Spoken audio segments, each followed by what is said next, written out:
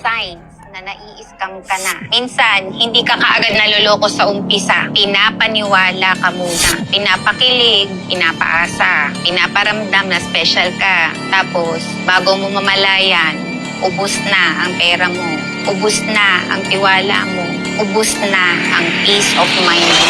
Ito ang mga signs na baka nai-scam ka na. Una, too good to be true. Mabilis daw ang pera. Sure win daw. Guaranteed income. Walang risk. Kapag parang magic ang pangako, mag-isip ka na. Pangalawa, minamadali kang magdesisyon. Last lot na. Hanggang ngayon na lang.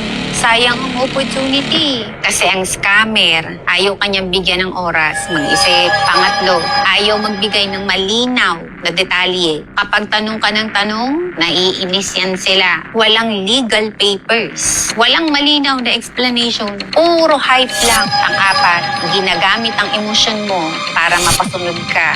Guilt, takot, pressure, pangarap mo. Alam ng scammer kapag emotional kang tao, mas mahina mag-analyze. Panglima, puro flex pero walang transparency. Maraming post ng pera, luxury, lifestyle.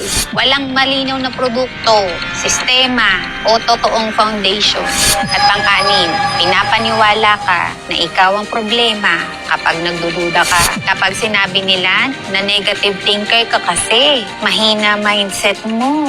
Kaya hindi ka umaasenso. Mag-ingat ka. Hindi kasalanan magtanong bago magtiwala. At panghuli, ayaw nila ng accountability. Kapag may na-scam o nawalan, biglang nawala, biglang tahimik, biglang iba ang sinisisi. Hindi lahat ng mukhang successful, legit. At hindi lahat ng magaling magsalita mapapagkatiwalaan.